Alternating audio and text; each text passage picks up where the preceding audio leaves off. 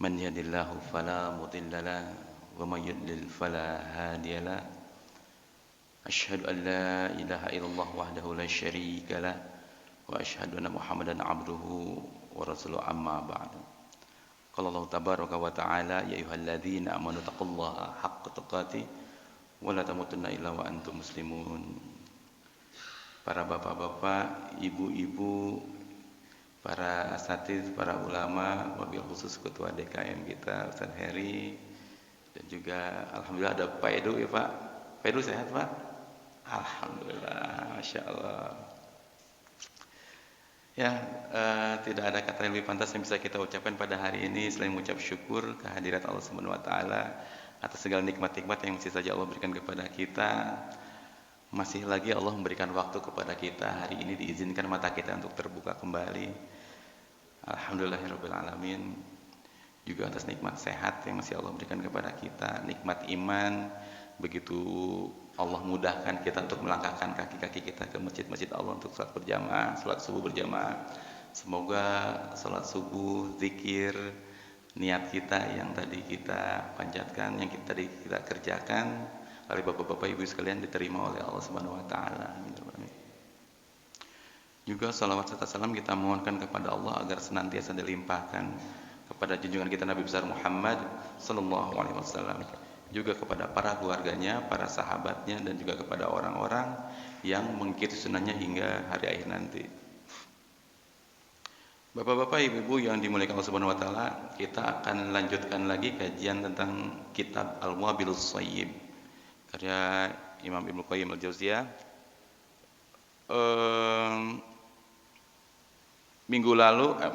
Bulan lalu kita membahas tentang pola kehidupan. Pola kehidupan kita itu ada 3 hal yang kita nggak akan pernah rubah dari 3 hal ini. Pertama, kita pasti akan bertemu yang namanya ketika Allah memberikan nikmat kepada kita. Lalu akan adanya musibah, lalu akan adanya kita masuk ke dalam kesalahan-kesalahan atau lubang dosa. Nah, Imam Ibnu Qayyim menjelaskan kepada kita bahwa mintalah kepada Allah agar ketika kita diberikan nikmat kita menjadi manusia yang bersyukur, dan ketika kita diberikan musibah kita menjadi manusia yang bersabar, dan ketika kita masuk ke dalam jurang dosa kita menjadi manusia yang senantiasa beristighfar kepada Allah Subhanahu wa taala. Dan bulan lalu kita membahas tentang syukur. Bagaimana syukur itu ternyata sebagai pengikat kenikmatan. Pengikat kenikmatan. Kalau kita nggak mau nikmat-nikmat kita pergi dari sisi kita, nggak mau hilang dari sisi kita, kuncinya satu, bukan panik, bukan takut, tapi bersyukur. Kalau kita nggak mau kehilangan pasangan kita, kuncinya bersyukur kepada Allah. Kalau kita nggak mau kehilangan kenikmatan-kenikmatan kita, kekayaan, harta, dan lain-lain, kalau nggak mau hilang, kuncinya bukan pelit, tapi bersyukur. Dan bersyukur itu kita bahas tentang dengan 3 rukun. Pertama, mengakui secara batin, dan ini akan melahirkan cinta bahwa ini semua datang dari Allah Subhanahu wa taala, nggak ada yang lain, bukan usaha kita. Bukan usaha kita, tapi Allah yang kasih. Kedua, pengakuan secara zahir. Kita kalau ditolong sama orang aja kita bisa muji-muji orang tersebut gitu. Nah, kalau sekarang kita ditolong oleh Allah, puji Allah terus. Jangan hilang gitu. Karena kalau orang bersyukur pasti nyebut-nyebut terus. Pasti berkesan di hatinya gitu. Dan ketiga, ia akan gunakan nikmat tersebut untuk mencari ridhonya Allah. Atas nikmat-nikmat, masih dikasih kaki sehat, bersyukur kepada Allah dengan cara menggunakan kaki ini untuk melangkahkan ke tempat-tempat yang Allah ridho saja. Yang bikin Allah marah, dia nggak akan langkahkan kakinya. Lisan ini dikasih sehat, maka dia akan menggunakan lisannya hanya untuk sesuatu hal yang Allah ridho. Tidak menggunakan lisan ini untuk yang Allah bakal bikin Allah marah dan lain-lain. Telinga ini dikasih sehat oleh Allah, maka dia bersyukur dengan cara hanya mendengarkan yang baik-baik saja. Nggak mau ngedengerin gosip-gosip, gibah-gibah, nggak mau. Itu bentuk bersyukurnya manusia. Diberi akal sehat, kita gunakan untuk hal-hal yang baik-baik. Diberi ingatan tajam, kita gunakan untuk mengingat Al-Quran dan lain-lain, bukan untuk mengingat-ingat kesalahan-kesalahan orang. Nikmat rumah tangga, nikmat waktu, nikmat kecantikan, ketampanan gitu. Banyak yang harus kita syukuri. Dan jangan banyak meratapi. Kita akan belajar pola yang kedua, ats-tsani, dalam kitabnya Wabil Shayyib. Apa kata para ulama? Dijelaskan mihanun minallahi ta'ala yabtalihi biha. Kondisi yang kedua yaitu kita akan mendapatkan ujian dari Allah Subhanahu wa taala. Perlu kita ketahui hidup kita ini isinya ujian, ujian dan ujian. Jangan pernah bertanya kapan ini ujian beres, enggak akan beres. Satu, ya Allah, kapan selesainya? Mati kita, selesai ujian.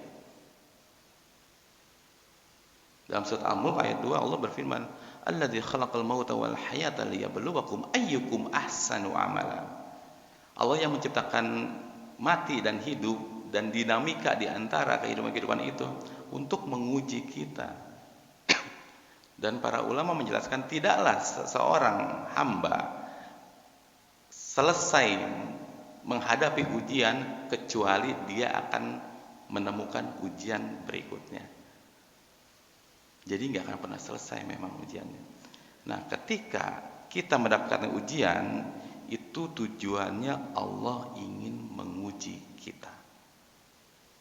Allah ingin menguji kita. Lalu apa keterangan selanjutnya? Fafarduhu fiha as-sabru wat taslim. Ini nasihat luar biasa. Ketika ujian itu sampai kepada kita, kewajiban kita adalah sabar dan menyerah. Sabar dan menyerah. Jadi yang namanya ujian pasti nggak enak, Bapak-bapak Ibu sekalian. Pasti nggak enak, pasti nyesek buat kita. Tapi itu pasti baik buat kita. Kitanya aja yang nggak tahu. Kita dijajah enak apa? Oh nggak enak. Dijajah oleh orang, terus kemudian dibombardir, ditembakin, terus kemudian keluarga kita ditembak-tembakin, rumah kita hancur, pasangan kita meninggal, anak kita meninggal, bawaannya nyesek, marah sekali. Kita pengen balas dendam kepada siapa yang ngebunuh pasangan kita, yang menghancurkan rumah kita, marah kita. Kita mau cari siapa yang bunuh, tahu-tahu di tengah jalan kita dikelilingin tentara yang tadi ngebom 100 orang dengan siapan senjata, udah gini. Mau apa kita? Mau selamat? Kalau mau selamat, nyerah. Kenapa? Karena melawan bukan opsi yang baik. Melawan hanya akan bikin kita binasa. Sama ketika ujian sampai kepada kita, marah-marah itu bukan opsi kita. Kenapa? Karena Allah bukan lawan kita. Allah itu bukan lawan kita. Dan kita nggak sebanding, habis kita sama Allah. Pasti habis, pasti kalah.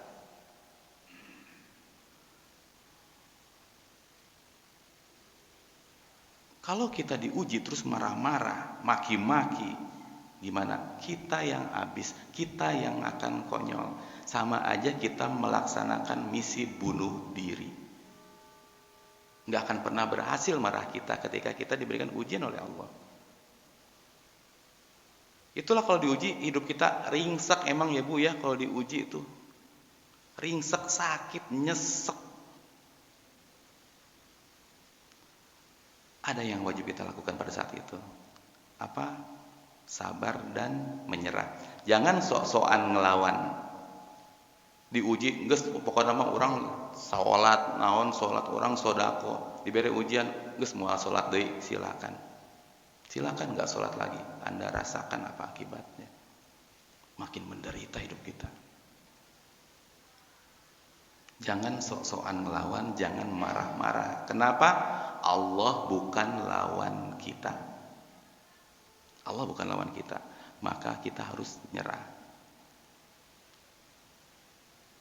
Salah satu ulama besar, Syekh Shaleh Al-Utsaimin, kata beliau, kalau kita lagi ada masalah, kita lagi ada ujian, maka hal yang harus kita lakukan adalah bertanya kepada diri kita sendiri. Apa kata beliau? Tanyalah kepada diri kita, apa yang Allah inginkan dari saya saat ini. Ketika ujian-ujian datang, tanya, apa yang Allah inginkan dari saya saat ini? Itu kolbu pasti bisa jawab. Hati kita yang bersih pasti bisa jawab.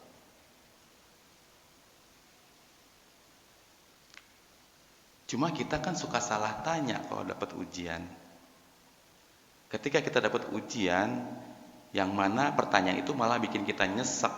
Kita nanya malah bikin kita frustasi. Jungkir balik. Pertanyaannya apa? Kenapa saya sih yang diuji? Gitu.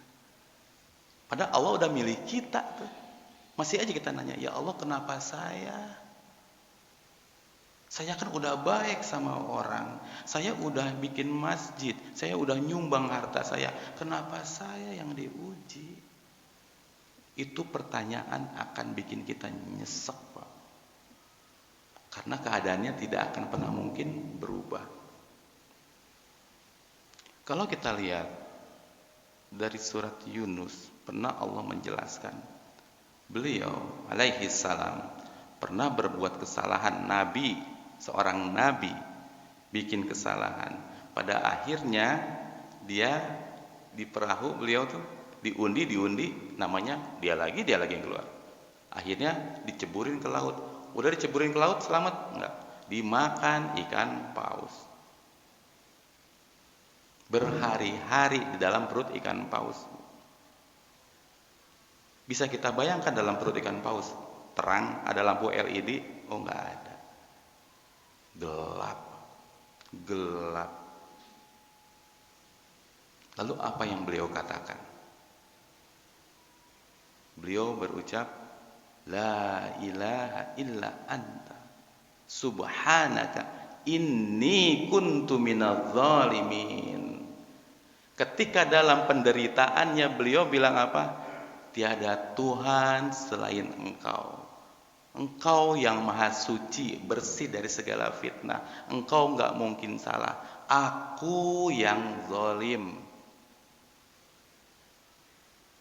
Beliau seorang nabi enggak bilang, ya Allah kenapa sih saya kan nabi Engkau, kenapa Engkau perlakukan hamba seperti ini? Enggak. Beliau berkata, la ilaha illa anta subhanaka inni kuntu minadz zalimin. Aku yang salah ini, aku yang salah.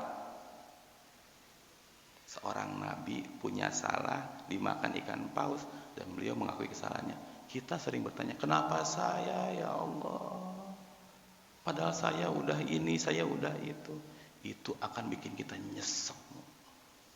Nyesek banget. Dan emangnya solusi nanya gitu? Oh, itu bukan solusi. Nggak akan mendapatkan solusi. Dan rasanya gimana kalau udah nanya? Terbebas? Enggak, keadaannya tetap nempel di kita, Pak.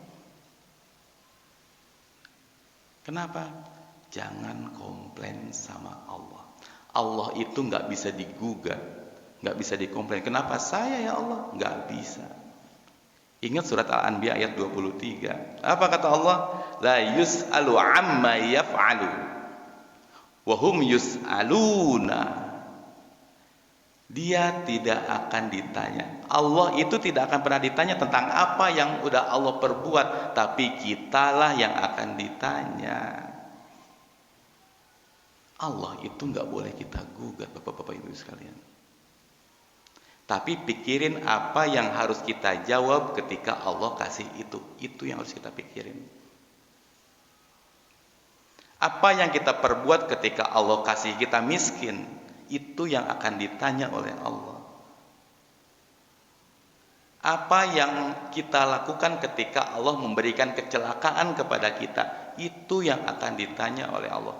Nggak akan kita bertanya, ya Allah kenapa saya dikasih kecelakaan? Enggak, kita yang ditanya. Ketika kita mendapatkan musibah berupa kecelakaan, kita yang akan ditanya, sikap Anda apa menghadapi itu.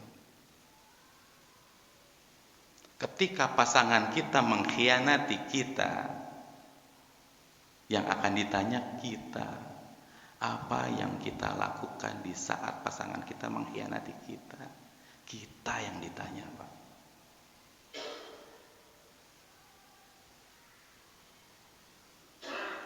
Kan saya nggak tahu, Ustaz.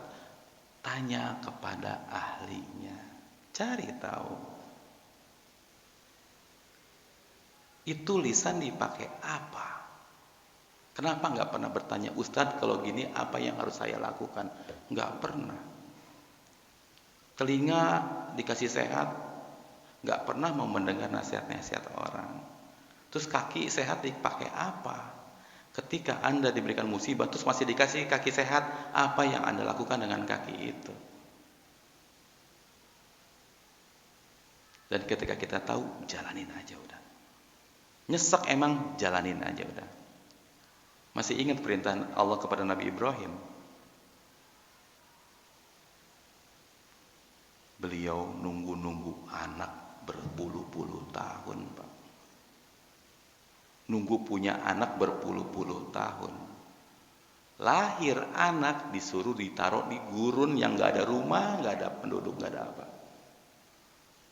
Mungkin kita sekarang kalau punya anak, baru lahir berpuluh-puluh tahun gak punya anak, lahir anak disuruh taruh tengah hutan deh, taruh. Tega kita? Oh enggak. Mau bapak naruh istri bapak dengan anak-anak bapak di tengah-tengah hutan yang gak ada kehidupan? Mungkin kita bakal melanggar perintah itu, Pak. Tapi Nabi Ibrahim enggak. Alaihissalam. Cobaan beliau luar biasa. Nyesek Pak. Nangis beliau. Sampai bertanya, wahai suamiku, kenapa engkau taruh aku di sini? Sama anak berdua tengah padang pasir, wanita dan anak bayi, nggak ada pohon, nggak ada apa itu. Kalau kita lihat yang udah pernah umroh, haji, Safa Marwah itu, ya Allah, tandus itu, Pak. Pengen, nggak pengen. Buktinya beliau nangis. Tanya lagi, kenapa engkau melakukan ini? Terakhir, namanya istri beriman, apa yang ditanya? Apakah Allah yang menyuruh engkau menaruh aku di sini? Beliau ngangguk. Ya udah, kalau Allah yang suruh, pergi aja nggak apa-apa. Aku yakin Allah nggak akan bikin aku mati di sini. Silakan pergi, wahai suamiku.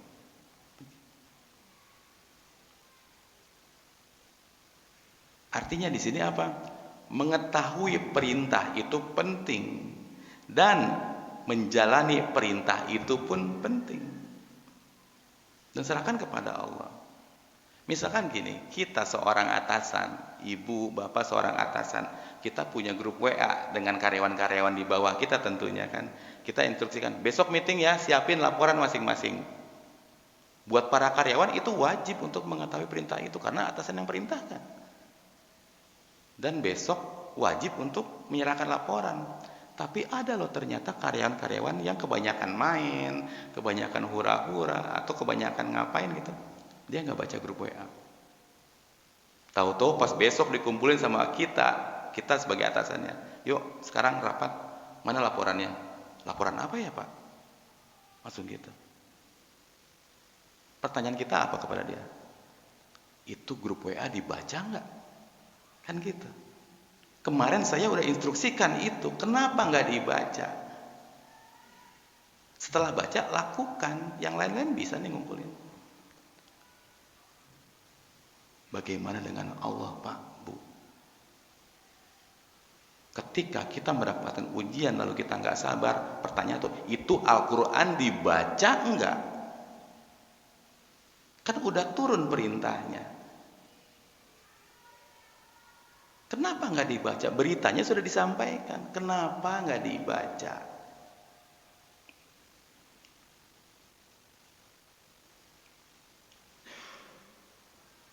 Perintah ketika kita mendapatkan ujian ada di mana? Sabar,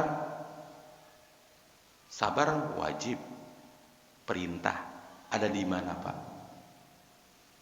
Kita aja banyak nggak tahu. Ada di Al-Quran Ustaz sabar di mana?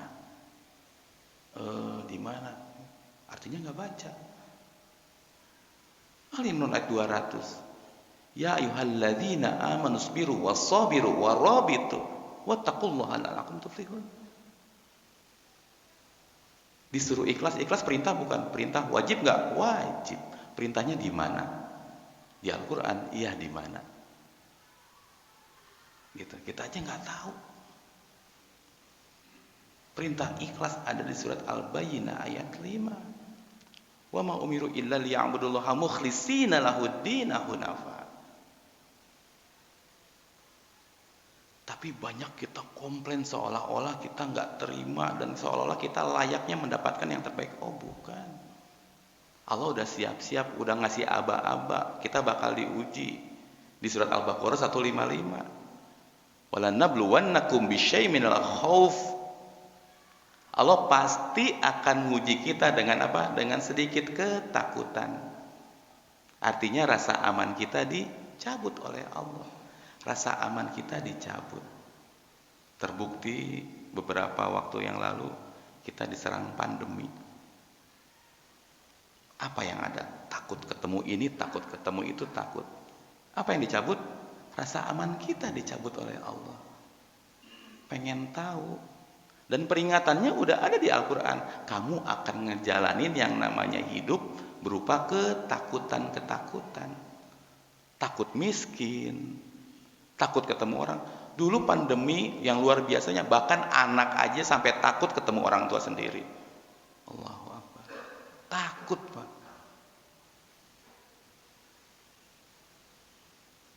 Waju dan rasa lapar. Akan ada fase hidup kita di mana kita akan menemukan kita tuh kemarin-kemarin gampang banget makan, sekarang susah buat makan. Ada di Al-Quran. Allah udah kasih beritanya. Wa naqsim minal amwal, dan kekurangan-kekurangan harta. Allah udah kasih tahu akan ada fase hidup kita di mana kita akan nggak punya harta, kurang harta kita. Tahun lalu kita bisa jalan-jalan ke luar negeri, bisa keluar kota, bisa beli emas gampang banget, perhiasan gampang. Fase ini kita ngejual-jualin tuh harta kita. Akan ada, dan udah ada memang. Dan jadi nggak perlu mengeluh, ini harta dulu mah banyak saya, sekarang udah habis. Oh buat apa? Allah udah beritakan kok bakal seperti itu. Wal anfus, jiwa, kekurangan jiwa. Artinya apa? Akan ada kejadian dalam hidup kita yang ngambil kebahagiaan jiwa kita. Contohnya kayak apa? Kayak sakit. Kita sakit itu kita bikin depresi. Oke, kita sehat, istri kita sakit, anak kita sakit, jiwa kita terguncang, Pak. Akan ada. Terakhir ayatnya apa? Wa basyiris sabirin.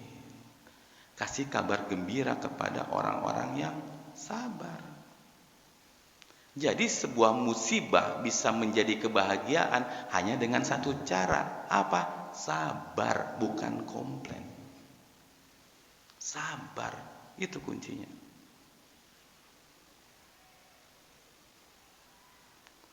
Setelah kita bisa mengetahui perintah Allah ketika diuji, yaitu apa? Sabar. Setelah bisa sabar, lalu apa? Taslim, menyerah kepada Allah Subhanahu wa taala. Enggak mau gugat, enggak mau komplain, enggak mau nanya, dan enggak kuasa buat itu semua. Dia nyerah. Ya Allah, mangga. Dan artinya apa? Jangan maksa setelah diuji lalu kita bisa sabar. Oh ya udah, saya mau sabar. Lalu maksa harus cepet-cepet beres. Ya udah, saya sabar tapi saya pengen sehari besok beres. Oh nggak bisa. Jangan atur-atur Allah. Atau H plus sebulan harus sudah beres. Jangan. Bisa jadi hasil terbaik itu nggak datang di hari H, Pak, Bu. Atau besok langsung datang, enggak. hasil terbaik dari kesabaran kita bisa jadi datangnya 1 tahun kemudian, 2 tahun kemudian, atau berpuluh-puluh tahun kemudian. Ada teman saya, seorang ustadz juga sama. Dia dizolimi oleh saudara-saudaranya. Dulu waktu ayahnya meninggal, hak warisnya diambil oleh saudara-saudaranya. Tanah warisannya banyak diambil. Yang beliau lakukan apa? Ya udah terima aja, karena masih kecil nggak tahu apa-apa. Sabar. Beliau kerjaannya dibilang biasa-biasa aja, effortnya biasa-biasa aja. Tapi sekarang apa yang beliau punya? Beliau menikahi anak kiai, yang kiai itu punya usaha dan dia yang lanjutin usahanya. Mau umroh, mau ngehajiin orang tuanya gampang banget. Padahal dulunya dizolimin. Itu hasil terbaiknya itu bisa jadi nggak langsung, Pak. Dan jangan pernah nuntut kepada Allah harus cepat-cepat baik dari keadaan ini. Jangan. Nyerah, terserah Allah kapan aja. Terima aja. Masalahnya manusia itu pengennya buru-buru. Pengen cepet-cepet. Buka deh yang tadi 155 Al-Baqarah. Kita pasti diuji dengan segala sesuatunya itu. Dan ujian itu sedikit. Bukan banyak. Kita dikasih COVID berapa? 2 tahun, 3 tahun. Nggak aman kita selama itu. Amannya, berpuluh-puluh tahun kita aman ternyata. Sedikit, Pak. 2 tahun, 3 tahun diuji oleh Allah dengan ketakutan, itu sedikit dibanding dengan amannya kita. Cek berapa banyak. Kita akan ada fase kita kelaparan, kita nggak punya uang. Cek deh, itu sedikit, Pak, dari kita banyak uangnya tuh, itu sedikit banget. Nggak banyak. Akhir ayatnya apa? Wabasyiris sabirin. Allah bilang pasti bahagia, pasti bahagia. Kuncinya apa? Sabar. Siapa mereka yang bisa sabar? Lanjutkan ayatnya apa? Yang ketika mereka diberikan ujian, mereka berkata, waqalu inna lillahi wa inna ilaihi raji'un. Ketika diberikan ujian, mereka bilang, kami ini milik Allah dan hanya akan kembali kepada Allah.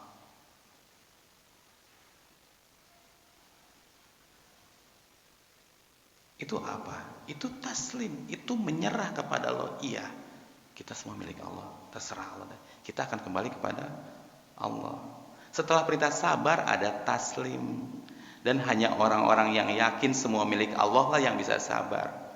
Orang yang merasa kehilangan, ini punya saya, ini uang saya ditipu sama dia. Kalau dia masih merasa itu uangnya, sampai mati pun dia masih menderita tentang itu. Saya pernah ditipu dulu, saya harusnya sekarang tuh nggak miskin. Dulu pernah ditipu, meratapi terus. Itu orang pasti menderita sampai matinya. Dulu saya punya harta banyak, direbut sama paman saya, sama saudara saya. Harusnya saya nggak gini. Terus meratapi, ngerasa punya saya. Terus yang diucapkan. Yang sabar yang gimana? Yang bisa bilang, inna lillahi wa inna ilaihi raji'un. Semua milik Allah, bukan punya saya. Allah mau ambil silahkan.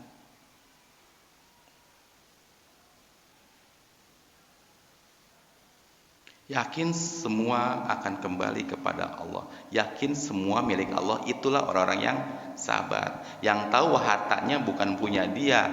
Yang tahu kedudukannya itu bukan punya dia. Anaknya bahkan bukan milik dia. Istrinya bahkan bukan milik dia. Suaminya bukan milik dia. Itu milik Allah semuanya. Jadi ketika anaknya meninggal, ya serahkan kepada Allah. Dan kebalikannya, orang-orang yang merasa itu punya saya, ini punya saya, ini perjuangan saya, semuanya saya. Ini saya yang bangun, ini saya yang rawat. Maka itulah orang-orang yang gak akan pernah bisa sabar. Kenapa? Karena dia tidak taslim, dia tidak menyerah kepada Allah, tidak menyerahkan semuanya kepada Allah. Terus kenapa Ustadz ada orang yang dapat musibah dia bilang innalillahi wa inna ilaihi raji'un tapi masih nyesek? Karena dia baru mengucap sebatas lisannya saja. Hati hatinya tidak menyerah, hatinya nggak nerima. Hatinya masih ngerasa itu punya saya. Kenapa diambil itu? Kita lupa kita semua akan kembali kepada Allah. Kita lupa kita akan pulang. Jemaah rahimakumullah. Umar bin Khattab pernah memberikan nasihat kepada kita semua. Kata beliau, ini perkataan beliau luar biasa, dalam banget maknanya. Apabila Anda diberikan ujian, maka ridholah dengan ujian itu. Karena ketika Anda ridho, maka Anda akan mendapatkan pahala dengan itu. Yang kedua, akan membuat hati Anda tenang. Yang ketiga, Anda akan mendapat pertolongan Allah Subhanahu wa taala. Kita ridho. Kebalikannya, kalau kita marah-marah, nggak terima atas takdir yang Allah berikan kepada kita, pertama kita akan mendapatkan dosa karena kita nggak terima. Kedua, hati kita pasti berantakan. Yang ketiga, kita tidak akan pernah mendapatkan pertolongan Allah Subhanahu wa taala. Dalam ini Pak.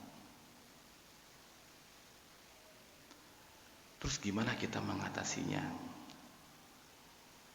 Jamaah rahimakumullah, spirit pulang. Tanamkan mindset kita, semangat untuk pulang dalam hidup kita. Giroh untuk pulang itu bisa meminimalisir kita untuk berbuat hal yang nggak perlu, Pak, Bu. Misalkan dulu ada teman saya, Pak, dia di Bali dulu tinggal. Di Bali dia punya motor, punya barang-barang, TV, LED dan lain mewah. Dan tugasnya selesai di Bali. Tugasnya selesai. Dia mau pulang, udah kangen sama anak istrinya. Udah kangen. Pertanyaannya satu, apa itu TV, LED, lemari semua dibawa Pak pulang? Naik pesawat? Kita tugas Pak ke luar negeri. Ada motor di sana kita beli karena kita butuh buat kendaraan, atau punya mobil dan lain-lain. Punya lemari, apartemen, bangku, sofa kita beli, kasur kita beli, lemari, baju semuanya kita beli. Bertahun-tahun kita kangen sama istri kita, sama anak kita. Terus dikabarkan, Pak, nanti 2 hari lagi ini tiket pulang Bapak. Apa yang kita persiapkan Pak untuk pulang? Lemari dibungkusin Pak, mobil dipaketin? Oh enggak. Kasur dibawa? Enggak. Ngapain? Kita hanya akan bawa yang kita perlu saja. Kita hanya akan membawa yang kita perlu.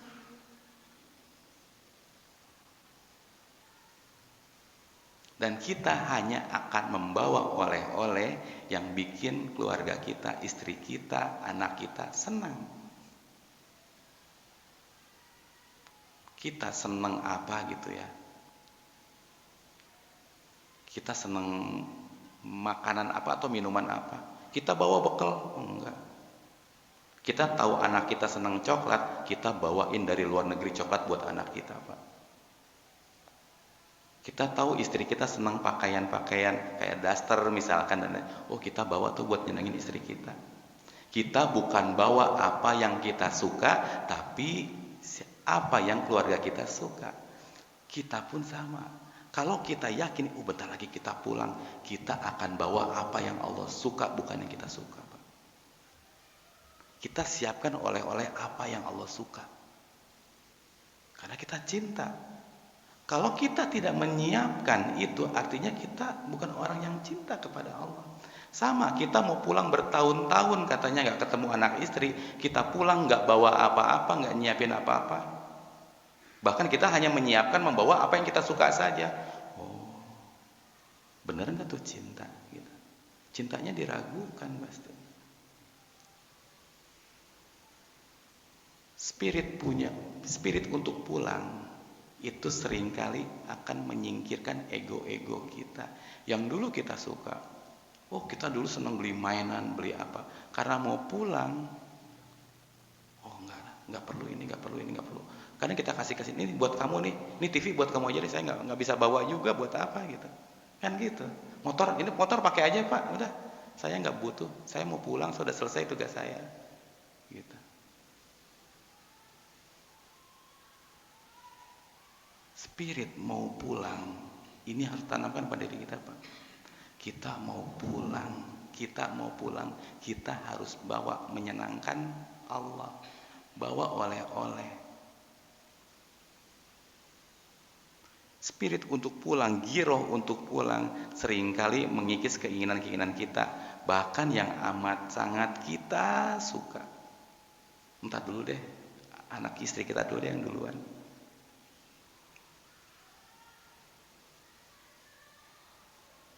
Kita suka ngapa-ngapain gitu, tapi kalau pulang kita hanya akan bersiap-siap dengan apa yang kita butuh, apa yang akan kita bawa. Dan terkadang hawa nafsu kita dikalahkan oleh itu Pak. Hawa nafsu kita bisa dikalahkan dengan itu. Kita bentar lagi bakal pulang. Makanya kalau kita mikir kita bentar lagi bakal pulang, atau kita besok bakal mati, malam ini ke diskotik nggak Pak? Nggak mau, ngapain? Bencana yang ada. Kalau kita tahu kita mau pulang, malam ini kita minum homer nggak Pak? Senang-senang, judi? Enggak, takut kita, besok mau pulang, mau mati. Kalau kita udah ada di hati kita, ditanamkan bahwa, oh kita bakal mati, maka kita nggak akan pernah mau maksiat Pak. Walaupun kita suka maksiat. Walaupun kita suka. Dan kita akan senang. Harusnya kematian itu bukan hal-hal yang harus ditakutkan. Mati itu ngapain takut, soalnya udah pasti. Permasalahan itu jangan ditakuti, tapi hadapi. Kematian juga jangan ditakuti, hadapi kematian kita. Karena pasti enggak ulah waka atau nggak doakan orang maut, mati kita mah, nggak usah didoain juga mati. Nggak usah didoain, pasti mati kita. Dan satu-satunya cara untuk ketemu Allah yang Allah janjikan dalam surah Al-Kahfi ayat 110, kalau mau ketemu sama Allah, jangan pernah berbuat syirik dengan apapun, dan beramal soleh bakal ketemu katanya Allah. Kalau kita cinta, pengen ketemu Allah, harusnya kita nggak takut sama kematian kita. Karena kematian adalah pintu untuk ketemu sama Allah. Kalau kita takut sama kematian, apakah benar kita cinta sama Allah? Gitu. Kok takut? Sama kayak orang udah 5 tahun kerja di luar negeri, katanya cinta sama anak sama istri, kok mau pulang takut? Malah kita tuh ngebet mau pulang gitu. Orang beriman itu pengennya cepet-cepet Pak mati. Pengen cepet. Kayak kita lagi punya tanah, sebidang tanah 1000 meter lah taruh. Kita bangun rumah indah kayak istana Pak. Kita cari arsitek terbaik. Coba Bapak bikin rumah saya berapa tahun? Oh buat rancangan ini Pak, ini jadinya 5 tahun Pak. Cari lagi yang lain. Pak bisa berapa lama? Oh yang ini 3 tahun Pak. Ada satu lagi arsitek, Pak saya bisa 1 tahun. Pilih yang mana Pak? Yang 1 tahun pasti yang lebih cepat. Kenapa? Kita pengen cepat-cepat nempatin. Sama kalau kita banyak beramal soleh dan lain-lain, kita tuh pengen cepat-cepat menempati kafling kita di surga, bukan takut. Siapa yang takut? Yang dia nggak pernah punya bekal untuk itu, dia ketakutan. Dia tahu batinnya, tahu dia nggak punya tempat di sana, makanya takut. Batinnya menolak, belum punya apa-apa. Jadi gembel akhirat kita apa nggak punya apa-apa. Amal nggak punya apa nggak punya. Makanya takut aja mati, takut, tapi nggak ada persiapan. Makanya Allah bilang apa? Watazawwadu, berbekallah kalian. Fa inna khairaz zadit taqwa, perbekalan yang paling baik adalah takwa, nurut sama Allah. Nurut, nggak ada cara lain lagi.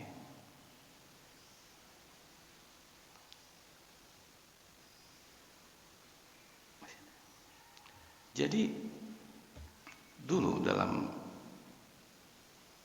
di kitab apa ya? Di Bulughul Maram, dalam kitab Kitabul Jami' ada nasihat Nabi yang luar biasa. Ini diberikan kepada Ibnu Umar, anaknya Umar bin Khattab radhiyallahu anhu. Rasulullah bertemu beliau. Akhadha Rasulullah sallallahu alaihi wasallam bimangkibaya faqala. Rasulullah SAW datang aku bertemu suatu hari dengan Rasulullah, kemudian beliau memegang kedua pundakku, kemudian beliau berkata, kun fid dunya ka'annaka gharib au 'abiru sabilin. Hiduplah di dunia seakan-akan engkau orang asing atau orang yang sedang numpang lewat, kata Rasulullah SAW. Hiduplah di dunia seakan-akan engkau orang asing. Artinya gini, kalau Bapak ditugaskan oleh kantor ke Kalimantan, Bapak rumahnya di Bogor, ditugaskan ke Kalimantan oleh atasan Bapak. Di Kalimantan Bapak pribumi atau orang asing? Orang asing. Orang asing. Konsep orang asing apa? Waktunya terbatas, Pak. Suatu saat Bapak akan pulang setelah selesai tugas. Artinya punya tenggat waktu. Bapak tugas di Kalimantan setahun, artinya setahun bakal pulang. Bapak di sana asing.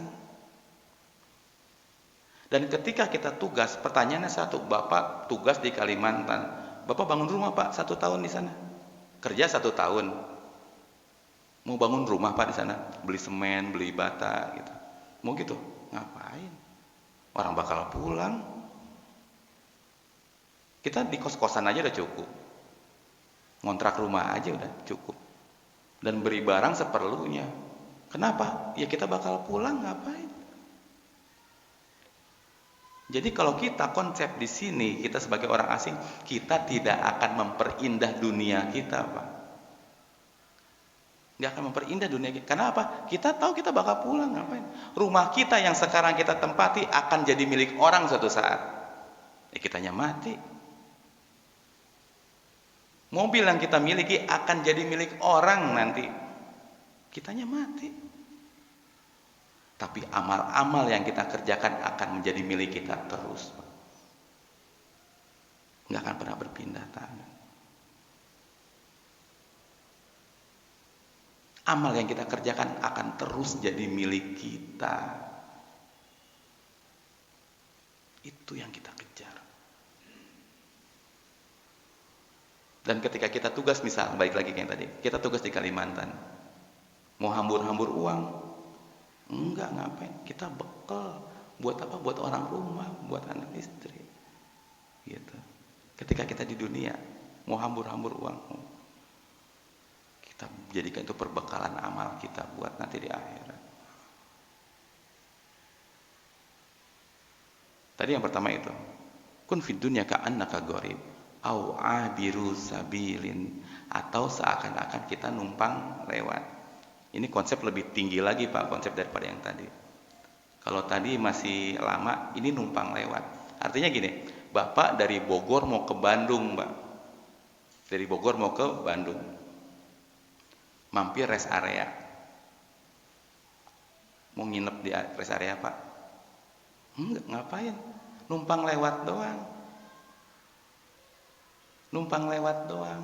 Di situ kita ngisi bensin, ke Indomaret, belanja-belanja buat bekal.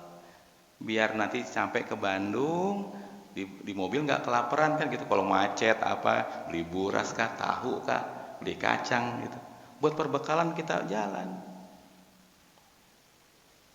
Hidup ini kalau kita punya konsep itu berarti ini tempat buat kita nabung, berbekal. Untuk apa? Untuk perjalanan kita. Kita jangan pernah ngerasa pede bahwa malam Lailatul Qadar itu lebih baik daripada 1000 bulan. Taruh 1000 bulan. Berarti sama dengan berapa? 80 tahunan lebih lah. Udah cukup, saya kan 60 tahun kira-kira. Berarti cukup dong? Oh enggak Pak. Bapak sadar nggak? Buat nungguin satu orang dihisab yang bernama Adam alaihi salam, kita harus nunggu 1000 tahun. Emang dihisab cuman gitu doang? Dihisab tiap detik hidup Pak. Anda hidup 1000 tahun, dihisabnya 1000 tahun.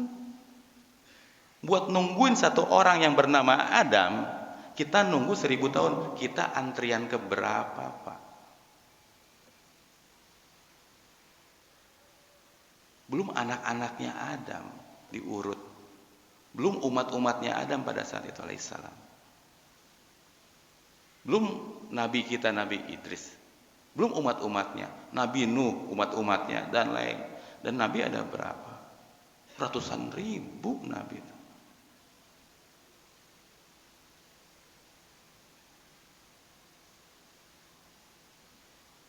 Banyak Pak. Kita antrian ke berapa? Terus bekal kita berapa banyak? Bekal kita berapa banyak? Buat bekal untuk cukup 1000 tahun aja kita belum cukup Pak. Kita punya pahala sebanyak 1000 tahun kita belum cukup. Nungguin dihisapnya tuh satu-satu. Dihisap satu-satu, amal perbuatan ditunjukin satu-satu. Tiap detik kita ditanya, kenapa ini? Kenapa detik hari ini, tahun segini, jam segini, detik segini kamu melakukan ini? Kenapa? Kita ditanya dulu. Repot urusan kita di yaumil akhir nanti. Bekal kita apa? Makanya dibilang ada yang tenggelam sama keringat sendiri, iya, nungguin ngantri dan gak ada malam lagi kan. Yang dibilang yaumul akhir itu udah gak ada malam lagi, matahari gitu aja terus. Udah gak ada hari lagi, yaumil akhir, hari terakhir, udah gak ada malam lagi setelahnya. Manteng nungguin satu orang namanya Adam dihisab 1000 tahun. Kita kalau yang udah pernah haji itu di hari Arafah kayak gimana Pak? Di hari Arafah itu bukit penuh dengan orang. Bayangkan itu baru sedikit Pak dari umat manusia. Yang tahun ini, yang itu pun gak semua di penduduk dunia mau ibadah haji pada detik itu. Itu numpuknya luar biasa. Bayangin berjuta-juta kali lipat manusia kayak gitu Pak. Kita ngantri, antrian keberapa? Dan banyak orang tenggelam dengan keringatnya, itu sahih. Makanya tidak ada apapun yang bisa menaungi itu kecuali naungan Allah. Ada yang dijaga pada saat itu Pak. Dengan naungan-naungan Allah dijaga. Salah satunya orang yang terpaut dengan masjid. Hatinya terpaut dengan masjid. Nggak cuek dengan masjid. Akalnya, pemikirannya semua dipakai buat masjid. Salah satunya dan banyak. Ada 7 orang golongan yang akan dinaungi oleh Allah di hari kiamat nanti. Salah satunya orang-orang takwa, orang-orang yang nurut sama Allah. Itu pasti dinaungi, dijaga. Matahari sejengkal dihalangi. Sekarang kita ngelihat matahari aja nggak bisa Pak. Merem kita lihat matahari. Nanti mah deket Pak, jangan khawatir. Nanti deket. Kalau mau lihat tenggelam kita. Dan akan ada manusia-manusia yang dinaungi oleh Allah. Ini orang-orang. Dan kita persiapkan hati kita. Apalagi beberapa detik lagi, beberapa hari lagi nih Pak, kita akan memasuki bulan Ramadan. Ramadan adalah panen rayanya kita. Panen raya pahala kita Pak. Itu perlombaan kita. Kalau yang namanya lomba, kita hari Ahad besok lomba. Persiapannya kapan Pak? Sebelumnya. Seminggu sebelumnya, sebulan sebelumnya. Kita Ramadan mau lomba, mau kuat-kuatan, persiapannya sekarang Pak. Jangan pas lomba baru mujahadah, oh nggak ada yang bisa. Hari itu lomba, hari itu latihan, konyol. Makanya banyak orang yang nggak pernah ibadah, Pak, Bu. Hari pertama ngegeber, puasa, taraweh apa. Insya Allah di minggu terakhir mah hilang. Insya Allah hilang beneran. Kenapa dia nggak latihan? Yang nggak pernah latihan puasa Senin Kamis, Ayyamul Bid dan lain-lain, puasa Ramadan langsung puasa, dijamin Pak, minggu pertama redang tenggorokan pasti.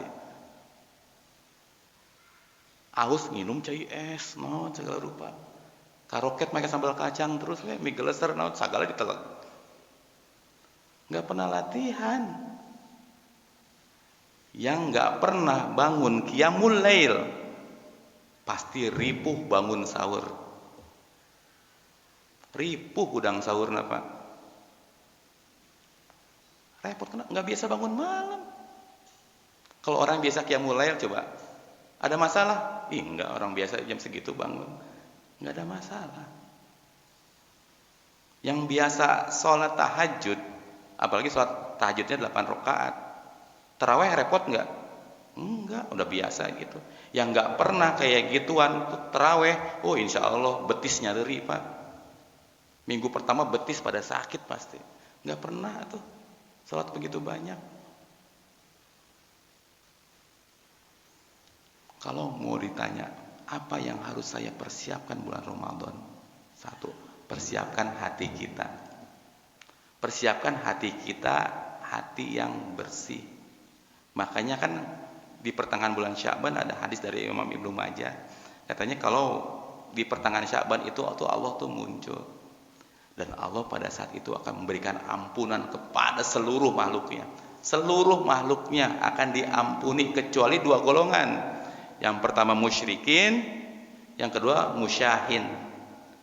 Musyrikin itu yang syirik kepada Allah, mempersekutukan Allah, baik yang besar ataupun yang kecil.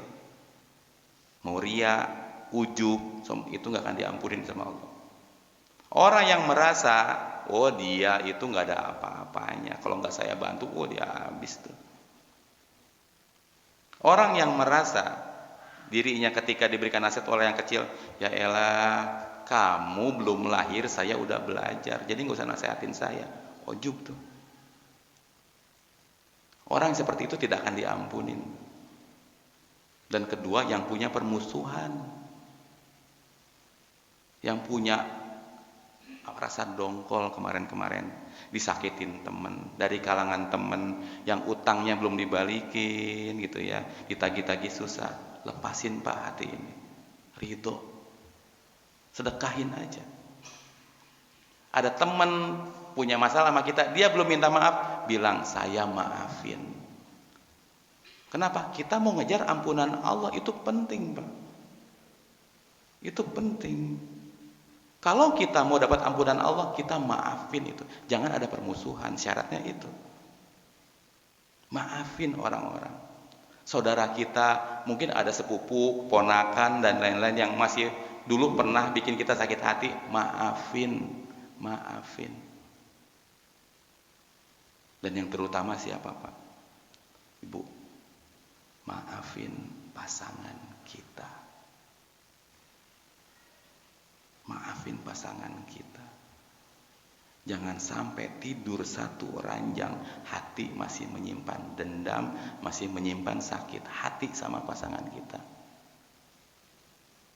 Allah akan ampuni seluruh umatnya, seluruh hambanya, kecuali 2 orang ini, musyrikin dan musyahin, yang punya rasa dendam, rasa permusuhan, termasuk kepada suaminya sendiri, kepada istrinya sendiri. Maafin. Dulu pasangan kita pernah menyakiti kita, maafin supaya apa? Supaya Allah maafin kita. Dan ketika kita masuk ke Ramadan dengan hati yang bersih, insya Allah Ramadan kita selamat Pak. Insya Allah Ramadan kita diterima. Dan semoga Allah memberkahi kita dengan Ramadan, mempertemukan kita dengan bulan Ramadan. Terus Allah menguatkan ibadah-ibadah kita, diberikan keistiqomahan. Dan semoga Allah menerima amal bapak-bapak ibu semua hari ini, Ramadan besok, dan seterusnya. dan semoga Allah mengumpulkan kita di jannahnya kelak, amin ya rabbal alamin.